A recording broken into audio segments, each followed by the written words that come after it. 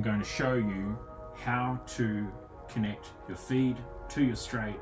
So pay attention, because this is important. Doing this wrong means you need to get a new feed connected.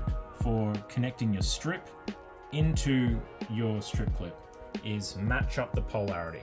So here, positive and negative. Positive is red, all right? So match the positive with the red and then slide it into this groove here. See this? So slide it in all the way like that, okay?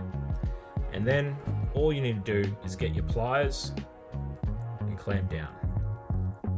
One, and same on this side, and it's done, okay?